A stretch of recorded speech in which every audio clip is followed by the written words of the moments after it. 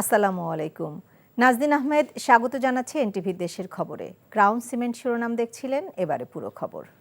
ক্ষমতার অপব্যবহার ও অনিয়মের মাধ্যমে শেখ রেহানা, তার ছেলে রাদওয়ান মুজিব সিদ্দিক এবং মেয়ে আজমিনা সিদ্দিকের নামে ঢাকার পূর্বাচলে প্লট বরাদ্দের অভিযোগে ৩টি মামলা করেছে দুর্নীতি দমন কমিশন দুদক, যেখানে ক্ষমতাচ্যুত শেখ হাসিনা এবং রেহানার মেয়ে ব্রিটিশ এমপি টিলফ সিদ্দিককেও আসামি করা হয়েছে।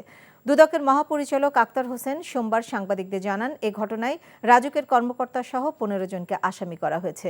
রাজুকের ঊর্ধ্বতন কর্মকর্তাদের যোগ সাজশে শেখ হাসিনার বিরুদ্ধে ক্ষমতা অপব্যবহার, অনিয়ম ও দুর্নীতির মাধ্যমে নিজ নামে ও তার পরিবারের সদস্যদের নামে ১০ কাঠার ৬টি প্লট বরাদ্দের অভিযোগ অনুসন্ধান করে প্রমাণ পাওয়ায় এই মামলা করে দুদক।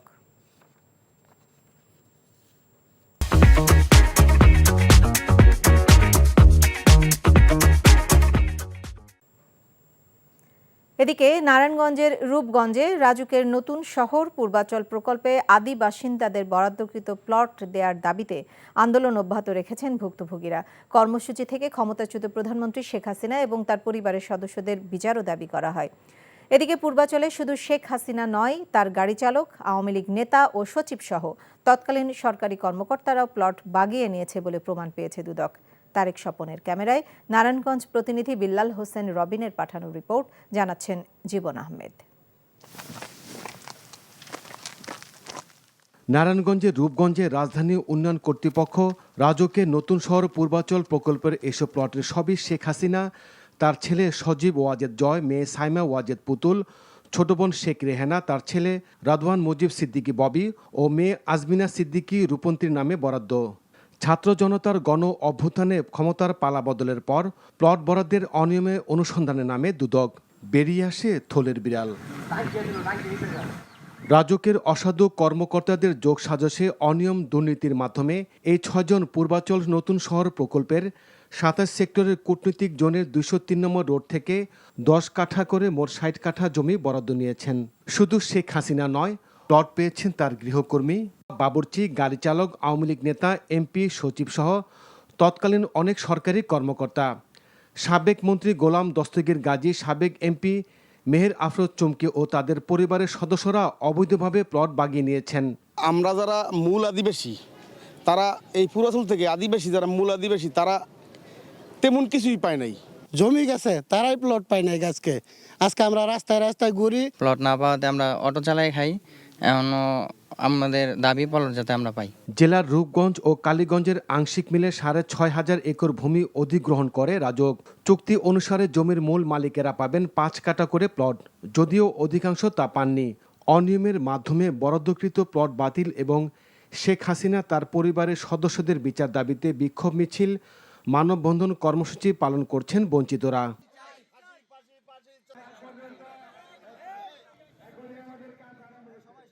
দীর্ঘ ৩০ বছর যাবৎ জমি অ্যাকোয়ার করে নিয়ে যারা এই পূর্বাঞ্চলে ভুক্তভোগী রয়েছেন, তাদের প্লটগুলা না দিয়ে এই প্লটগুলা শেখ হাসিনা নেতাকর্মীদের নামে প্লট বরাদ্দ নিয়েছে।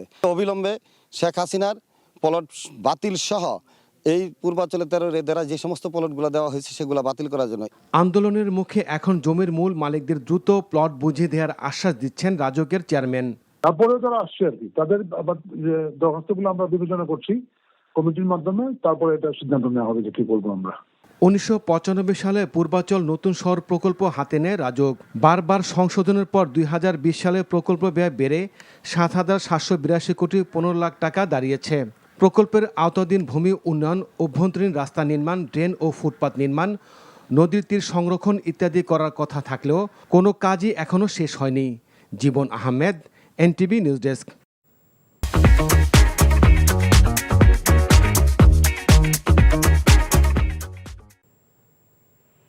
দেশের মূল ভূখণ্ড থেকে একসময়ের বিচ্ছিন্ন আলোচিত দহগ্রাম আঙ্গরপোতা ছিটমহল নতুন করে আলোচনায় এসেছে। সম্প্রতি সীমান্তে শূন্য রেখা বরাবর কাঁটাতারের বেড়া ও ফ্লাড লাইট স্থাপন নিয়ে মুখোমুখি অবস্থানে যায় বিজিবি ও বিএসএফ। সেই উত্তেজনা ছড়ায় উভয় দেশের সীমান্তবাসীদের মাঝে। ২০১০ সালের এক চুক্তির আলোকে সেখানে কাঁটাতার স্থাপনের কথা বিএসএফ জানালেও বাংলাদেশিরা বলছে নানা সমস্যার কথা। ফলে বাংলাদেশ নতুন করে সেই চুক্তি যাচাইয়ের কথা ভাবছে। লালমনিরহাট থেকে হায়দার আলী বাবুর পাঠানো রিপোর্ট। গত শুক্রবার আকস্মিকভাবে লালমনিরহাটের পাটগ্রাম উপজেলার দহগ্রামের মুন্সিপাড়া সীমান্তে প্রায় 4 ফুট উচ্চতার কাঁটাতারের বেড়া নির্মাণ শুরু করে বিএসএফ ও ভারতীয় গ্রামবাসীরা। এতে বাধা দেয় বিজিবি। এক পর্যায়ে দুই বাহিনী নিজেদের সীমান্তে বাংকার তৈরি করে শক্ত অবস্থান নেয়। তবে শনিবার রাতে পঞ্চগড়ের বাংলাবান্ধা সীমান্তে দুই বাহিনীর উচ্চ পর্যায়ের বৈঠকের পর উভয় বাহিনী স্বাভাবিক অবস্থায় ফিরে আসে। ফলে আপাতত সেখানে পরিস্থিতি শান্ত রয়েছে। বিজিবি বলছে 2010 সালে উভয় দেশের চুক্তির আলোকে শূন্যরেখার 150 গজের বদলে শূন্যরেখা বরাবর কাঁটাতারের বেড়া নির্মাণ করতে চাচ্ছে বিএসএফ। এই আঙ্গুরপোতা দহগ্রামের জন্য যে চুক্তি হয় সেই চুক্তির মধ্যে তাদের ডিমান্ডের মধ্যে আমাদের যেমন 24 ঘন্টা আমরা অ্যাক্সেস চেয়েছি, তারপরে নিজ দিয়ে কেবল যাবে, ওয়্যার যাবে, যে কোনো কিছু যেতে পারবে। তার বিনিময়ে ওদের ডিমান্ড ছিল হচ্ছে এই আমাদের তাহলে আমাদেরও নিরাপত্তার ব্যাপার, সেক্ষেত্রে আমাদের তাহলে তার সব জায়গায় 150 গজ। আর এই ক্ষেত্রে যেহেতু আমাদের জায়গা খুব কম, সেক্ষেত্রে আমরা 0 লাইন পর্যন্ত কাঁটাতার নিতে চাই। পূর্বে কি হয়েছে সেটা হচ্ছে আমরা যাচাই বাছাই করে দেখব। যদি এটাকে আরো মোটিফিকেশনের দরকার হয় তাদের সাথে আমরা তাদেরকে আহ্বান জানাচ্ছি। আমরা আবারও বসবো, আবার আলোচনা করব। আঙ্গুরপোতা দহগ্রামবাসী বলছেন ভৌগোলিক কারণে তাদের বাড়িঘর একেবারে সীমান্ত লাগোয়া। ফলে কাঁটাতারের বেড়া সীমান্তের কাছাকাছি স্থাপন হলে প্রতিবেশী দেশের সীমান্ত রক্ষীদের দ্বারা হয়তো নানা ধরনের লাঞ্ছনার মধ্যে পড়বেন তারা। শেখ হাসিনা সরকার নাকি এটা সই করে দিয়েছে, 2010 সালে নাকি এটা চুক্তিবদ্ধ আছে যে ওরা 0 পয়েন্টে বেড়া কাটা দিতে পারবে। কিন্তু শেখ হাসিনা এটা কারণের ভাই আমরা দহগ্রামবাসী এটাকে নিন্দা জানাই। আমরা তো এই বর্ডারে সেইভাবে আসতে পারি না, মানে ভয়ভীতি দেখায়। 150-এর মধ্যে তো আবাদি চলবে না, আমাদের মনে করেন যেগুলো বাদ দিয়ে তাদের থাকা লাগবে না। বর্ডার আসলে গেলে ওই যে আমাদের বেড়া কাটা কাটলো, ডিম করে গুলি করে ফেলে দিবে। কিন্তু আমাদের অনুরোধ বেড়া ধরুন 150 গজ দূরে দেয়, তাছাড়া আমাদের দহগ্রাম থাকবে না। তবে বাংলাদেশি সীমান্তবাসীদের নির্ভয়ে থাকার আহ্বান জানিয়েছে বিজিবি। NTV news desk. এদিকে বাংলাদেশ সীমান্তবর্তী কুমিল্লায় একটি পুকুরে কাঁটাতারের বেড়া নির্মাণ করছে ভারতীয় সীমান্তরক্ষী বাহিনী বিএসএফ। পুকুরটি ভারতের ত্রিপুরা রাজ্যের সিপাহী জেলার সোনামুড়া থানার সূর্যনগর এবং কুমিল্লা সদর উপজেলার জগন্নাথপুর ইউনিয়নের শাহপুর গ্রামের মধ্যবর্তী এলাকায় অবস্থিত। দুদেশের মানুষ তাদের দৈনন্দিন কাজে পুকুরটি ব্যবহার করেন। বেড়া দেওয়ার ফলে পুকুরটি আর ব্যবহার উপযোগী থাকবে কিনা তা নিয়ে সংশয় প্রকাশ করেছেন স্থানীয় বাসিন্দারা। তবে বিজিবির পক্ষ থেকে জানানো হয়েছে বিএসএফ তাদের অংশে বেড়া নির্মাণের কাজ করছে। নকশার বাইরে 1 ইঞ্চি পরিমাণ জায়গায় বেশি বেড়া নির্মাণ করলে তাদের বাধা দেওয়া হবে। বেড়া নির্মাণকে কেন্দ্র করে একপাশে বিএসএফের উপস্থিতিতে দেয়াল নির্মাণ করছে ভারতীয় শ্রমিকরা, অন্যদিকে সতর্ক অবস্থানে বিজিবি। চট্টগ্রাম আদালতে সনাতনী জাগরণ জোটের মুখপাত্র চিন্ময় দাসের জামিন নামঞ্জুরের পর আদালত চত্বরে নাশকতা, পুলিশের কাজে বাধা এবং ভাঙচুরের মামলায় 64 জন আইনজীবীকে জামিন দিয়েছে আদালত। সকালে চট্টগ্রামের অতিরিক্ত চিফ মেট্রোপলিটন ম্যাজিস্ট্রেট আদালতের বিচারক সরকার হাসান শাহরিয়ার 1000 টাকার বন্ডে তাদের জামিন আবেদন মঞ্জুর করেন। আইনজীবীরা জানান, সাইফুল ইসলাম আলিফ হত্যার ঘটনার আগে ভাঙচুরের মামলায় 64 জন আসামি চট্টগ্রাম আদালতে আত্মসমর্পণ করেন। তারা সকলেই সনাতন ধর্মাবলম্বী আইনজীবী। এদিকে আলিফ হত্যা দ্রুত বিচারের দাবিতে বিক্ষোভ মিছিল ও সমাবেশ করেছে আইনজীবীরা।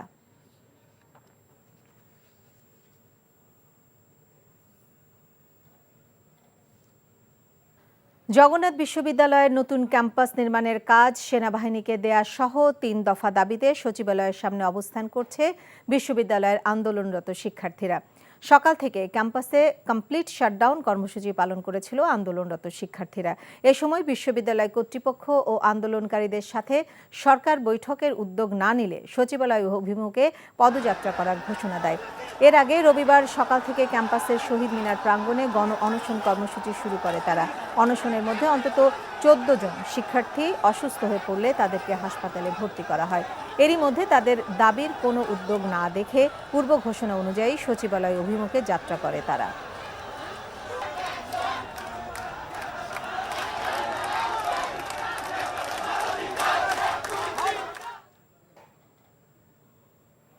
সচিবালয়ের সামনে আছেন আমাদের সহকর্মী নাহিদ প্রিন্স।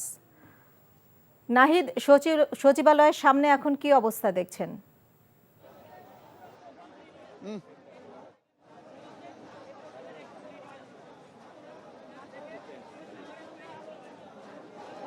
সচিবালয়ের সামনে এখন শিক্ষার্থীরা জড়ো হয়েছে। আধা ঘন্টা আগে শিক্ষার্থীরা পুলিশের ব্যারিকেড ভেঙে 0 পয়েন্ট যে রয়েছে সেই 0 পয়েন্টের ব্যারিকেড ভেঙে তারা সচিবালয়ের রাস্তায় প্রবেশ করে এবং এখন তারা স্লোগান দিচ্ছে। এখানে তারা যেটি বলছিলেন যে দুপুর 1:30টায় তারা আলটিমেটাম দিয়েছিলেন যে ইউজিসি, সেনাবাহিনীর সদস্যরা এবং যে জগন্নাথ বিশ্ববিদ্যালয়ের প্রশাসন তারা যদি মূলত আলোচনায় না বসে, বৈঠকে না বসে, সে কলেজের ইউনিভার্সিটির যে সিদ্ধান্তগুলো নিয়ে তাহলে তারা সচিবালয় ঘেরাও করবে। সেই পরিপ্রেক্ষিতেই কিন্তু মূলত 4টায় তারা জগন্নাথ বিশ্ববিদ্যালয় থেকে রওনা হন এবং তারা সচিবালয় এখন ঘেরাও করেন। কারণ তারা মূলত 2 দিন ধরেই তারা অনুসরণ করছিলেন এই আন্দোলন নিয়ে এবং তারা শুধু আজকে 2 দিন না, তারা 2 মাস আগেও কিন্তু এমন আন্দোলন তুলছিলেন এবং তারা যেটি বলছিলেন যে তাদের যে ক্যাম্পাস, সেই ক্যাম্পাসের কাজ সেনাবাহিনীর কাছে হস্তান্তর করা এবং তাদের যে আবাসন ব্যবস্থা রয়েছে সেটি কাজ দ্রুত সম্পন্ন করা এবং যতদিন পর্যন্ত সম্পন্ন না হবে ততদিন পর্যন্ত যেন 70% ভাতা শিক্ষার্থীরা পায়, সেই বিষয়গুলো নিয়েই কিন্তু মূলত তাদের এই 3 দিন ধরে অনশন। এবং সেখানে কিন্তু 14 জন শিক্ষার্থী আহত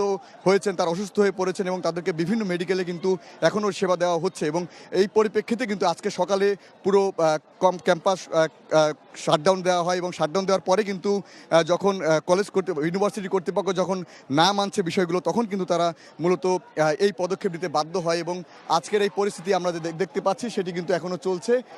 শত শত শিক্ষার্থীরা কিন্তু এখন জড়ো হয়েছে, তারা তাদের ক্যাম্পাসের বিভিন্ন দাবি নিয়ে তারা মূলত স্লোগান দিচ্ছে এখন এবং সেটি আরও জোরালো হবে। তারা বলছিলেন যে আজকের মধ্যে যদি কোনো সমাধান না আসে সেক্ষেত্রে কিন্তু সেই বিষয়গুলো আরও সামনে জোরালো হবে, সেগুলোই তারা বলছিলেন। তো এই ছিল আমার কাছে সচিবালয়ের সামনে থেকে সর্বশেষ।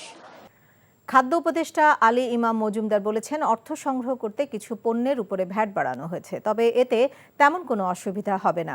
সকালে মাদারীপুর সার্কিট হাউসে এক অনুষ্ঠানে যোগ দিয়ে সাংবাদিকদের সাথে আলাপকালে তিনি এই কথা বলেন।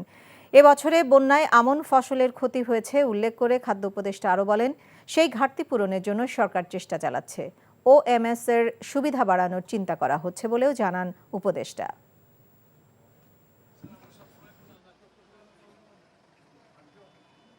সরকার তার তো রাজস্ব লাগে, তো সুতরাং সরকার তার তো রাজস্ব লাগে। ধরেন খাদ্য এই যে দেয়া হচ্ছে এইভাবে আপনার এত প্রচুর ভর্তুকি লাগে, এটাগুলি কোথাও না কোথাও থেকে আনতে হয় আপনার। সুতরাং এখানে কিছু ক্ষেত্রে এটা করা হয়েছে এবং আমার মনে হয় না যে এতে কত যে বড় রকমের অসুবিধা হবে বলে মনে হচ্ছে না। সামান্য পরিমাণে কিছু কিছু ক্ষেত্রে কিছুটা অতিরিক্ত ব্যয় আমাদের করতে হবে।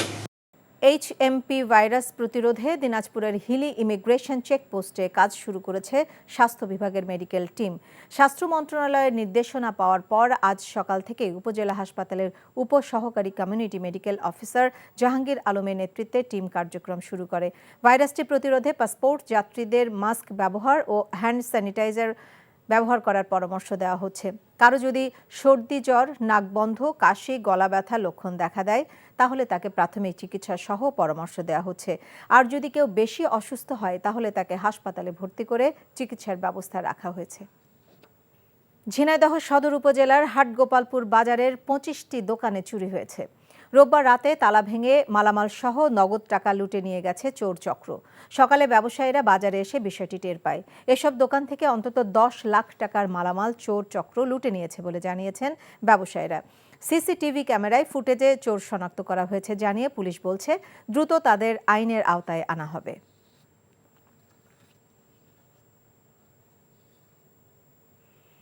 তথ্য প্রযুক্তিতে উদ্ভাবন ও এগিয়ে চলার পথে এই স্লোগান সামনে রেখে চট্টগ্রামে তৃতীয়বারের মতো অনুষ্ঠিত হতে যাচ্ছে 3 দিনব্যাপী আইসিটি মেলা। সকালে নগরীর একটি রেস্টুরেন্টে এক সংবাদ সম্মেলনে এর ঘোষণা দেন ইন্টারনেট সার্ভিস প্রোভাইডার অ্যাসোসিয়েশন।